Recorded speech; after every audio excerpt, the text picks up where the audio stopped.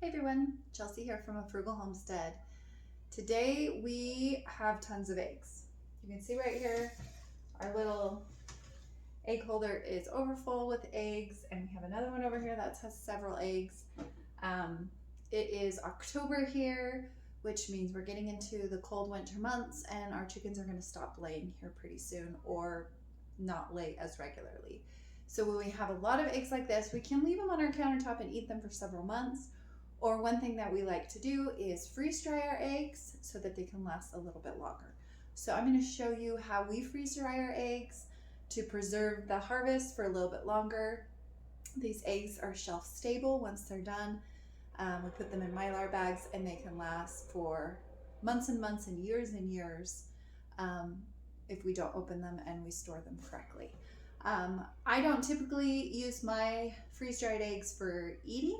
My kids don't really like them as scrambled eggs, but I use them a lot in my baking when I'm down on eggs during the winter months. So this is a great way to preserve eggs. Now I also will just freeze my eggs, and we have a whole video on how to freeze your eggs to preserve them through the winter. So if you don't have a freeze dryer, you can freeze your eggs. But this is another method that you can preserve eggs so that they'll last you for many years to come. So let me show you how we do it. So the first thing that we're going to do is we are going to wash our eggs. I have these nice little wire baskets. They work really great for holding the eggs and just getting the gunk off. You don't have to be uberly aggressive, but you want to get the gunk off, especially this time of year. We have a lot more rain, and so our eggs get a lot dirtier just because our chickens are walking around in the mud and the gunk a little bit more and poop, right? You do not want to wash your eggs if you're just leaving on the countertop to eat, because you're removing the bloom, and the bloom is what protects the yolk on the inside from going bad. So you don't want to do that.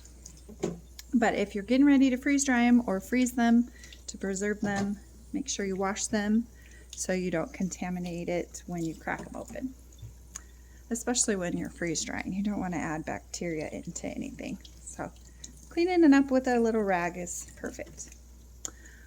Now, when we freeze dry these eggs, I have found that one tray can hold about 24 eggs. So 2 dozen eggs on one tray. And we're just going to do one tray today.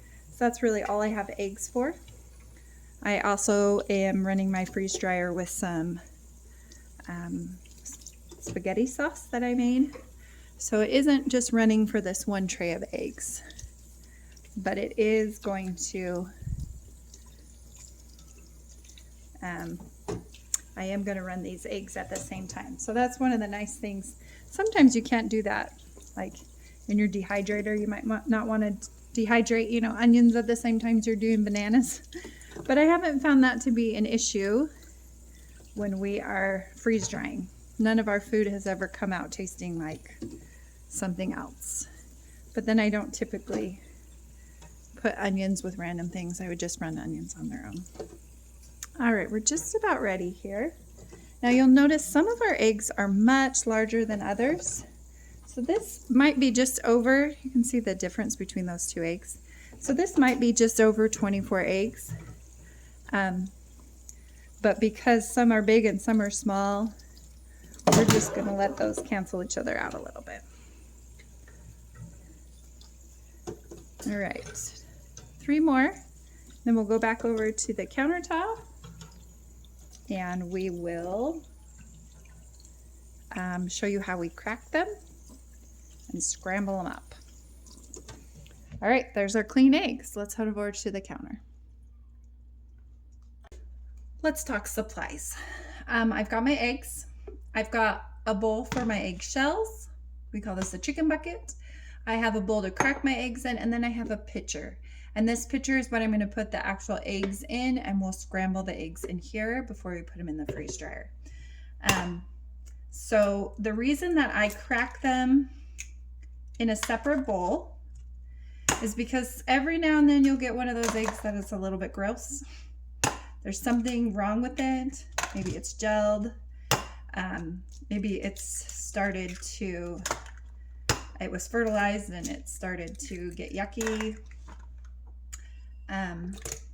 So I'll crack a few eggs in there and keep going.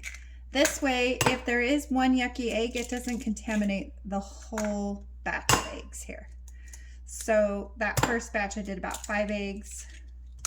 We'll do about 5 more here. So all these eggs are looking good. And then I just throw them in this pitcher that I have here. And that just makes it a lot easier to pour into the tray in the freeze dryer. Now you can see these eggs right here are rather small. We have a couple silky hens, or offspring, I guess, of some silkies, and they are much smaller. And so their eggs are very tiny. And so they're not as good for baking, just on a regular recipe, because you want large eggs for baking. Sometimes I'll have to use 2 of them, but they're great for something like this when you're freeze drying, because when you reconstitute it, it doesn't matter how big or small your egg was. It's just, I found a 1-to-1 ratio. So 1 egg is about a tablespoon of water and a tablespoon of egg. And that's about the size of a large egg. Okay. So all of my eggs are in here, and I'm just going to take my whisk and just kind of break them up, making sure I break up those yolks, and then just whisk it around. So everything is nice and broken up. Now, if you wanted to, you could add some seasoning. You could put some salt, you could put some seasoning salt and pepper. I'm just gonna leave them plain because, like I said, I often will bake with these. That's typically what I'll use these eggs for, so I don't want anything else in them. If you're gonna use these for eating, let's say you throw them in emergency kit, then you could definitely season them with salt and pepper, and then they're ready to go when you actually cook them. Now, one thing to note, eggs do not cook in the freeze dryer. If you put raw eggs in the freeze dryer, when you reconstitute it, they will be raw eggs. You're not cooking them. So you can't eat them once you reconstitute them just as eggs. You will have to cook them. If you cook these eggs and make scrambled eggs, then put them in the freeze dryer, if you reconstitute those are reconstituted as scrambled eggs. So that's the difference. So we are freeze drying raw eggs to be used for raw eggs, whether in baking, whether in cooking, however you're going to use them. All right, let's go put these in the freeze dryer. We've got our freeze dryer already here. We have 1 extra tray. These trays are filled with tomato sauce or pasta sauce. So we actually put our eggs in this pitcher. The tray is in the machine. We are just going to pour our eggs right into the tray. Going slow. There we go. Try to pull it out a little. But you can see it goes all the way back there. And then we're just, ooh, see, look, that's why you have to be careful. You make a mess. Oh, you guys didn't get to see that. Sorry, it's not on the camera. I'll show you in a sec. So, we spilled some here. But that's all right. It happens. Okay, but that's why I like to take it right to the machine, help prevent some of those spills. Okay, now we're just going to set the machine. So we come over here to our customize. I'm just going to reset everything, make sure everything's on what it needs to be. Save that. We're going to close our door here. Now, technically, you're not supposed to have your trays in until this first 15 minutes cooling of the chamber is done. But because of the nature of this project, We already have them in there. Once the chamber cools down, we'll close the tube on the side, and then it can vacuum seal and freeze. This is going to take us probably about 35 to 40 hours, so a day and a half, maybe longer, because there's so much liquid in here and it has to pull all that liquid out. So we're just going to let it do its thing. We'll follow the prompts as we go, and then we'll come back and show you how we take them out. The process is complete on our eggs and our spaghetti sauce that we were making. I've already opened the valve, and let's check out our eggs here. They're all cracked. They're nice and dry. Take out a chunk, it just crumbles, which is what you want. So these eggs are all ready to be packaged up in Mylar bags. So I'll show you how we do that. Packaging up your eggs is actually really, really simple.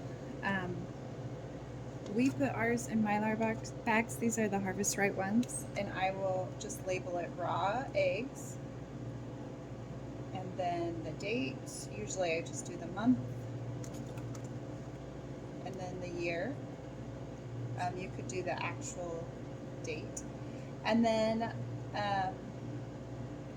I always will put on here a 1-to-1 ratio.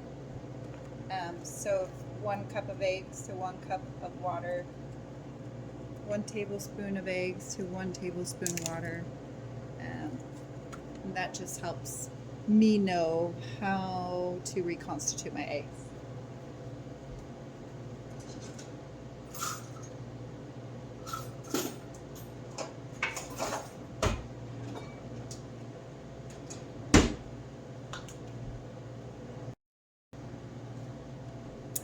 Now my 2 tools for this, I usually have a tiny spatula like this one, and then my canning funnel. And I'll use my spatula and just kind of break up the eggs.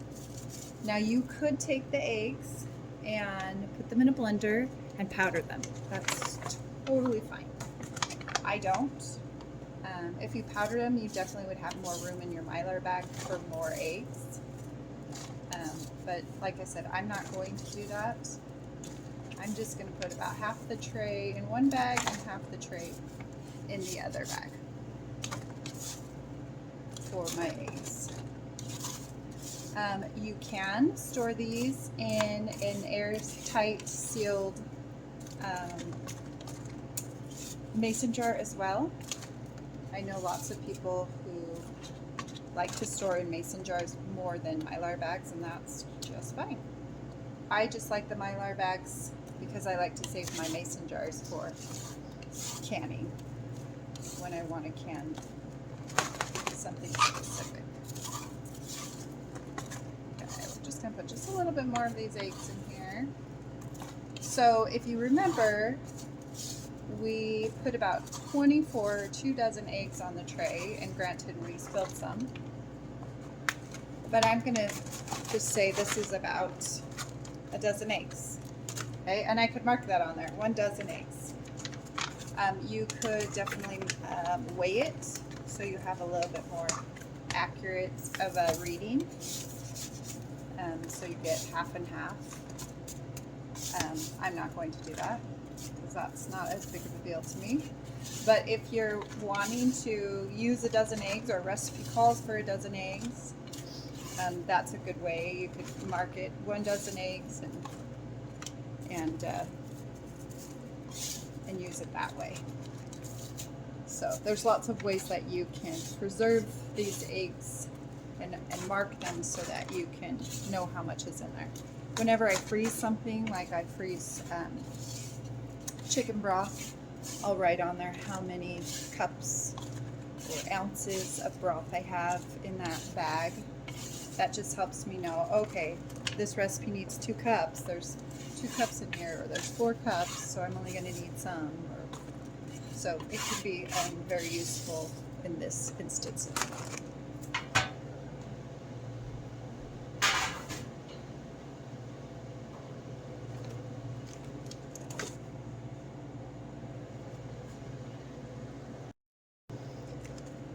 The next thing I need to do is add my oxygen absorbers, and I have all these smaller packages of oxygen absorbers. And so I just will put them in a Mylar bag like this, and sometimes I'll reseal them. There's 4 in here. I just need to put 1 in each of these bags, and then I'm going to seal them with heat.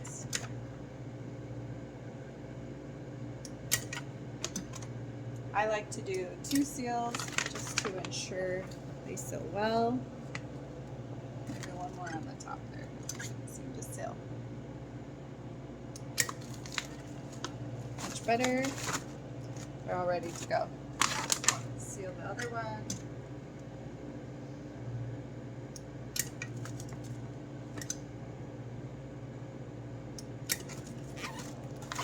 And there we go. We have our 2 packages of eggs all sealed and ready to go. Now, one question that I get asked often is, how do I reconstitute those eggs? So I'm going to show you that here in just a sec. So like I said before, one of the questions I get asked a lot is, how do you reconstitute your eggs? So we have this Mylar bag of eggs that we already have open. It's just sitting on our shelf. So we'll reconstitute one. So I'm going to take a tablespoon of eggs, put them in a bowl, and about a tablespoon of water. Put it in that same bowl and just mix it. Now sometimes it works better if you have like a fork to reconstitute the egg. And this is really helpful because I have all these spoons on here. Okay. So you can kind of see I'm just trying to break up any of the chunks. Now if you did put that in the blender and make it more powdery, then you wouldn't have to deal with the chunks. But so there it is. Okay, now I would typically let this sit for 2, 3, 5 minutes. It doesn't have to sit for very long, but the more it sits, the more it'll reconstitute, and it will be more liquidy, if you will, and not seem as chunky. Now after that time, if you feel like it's still too chunky, you can always add just a little bit more water and blend it so it's a little bit more runny like an egg. But this is about 1 egg.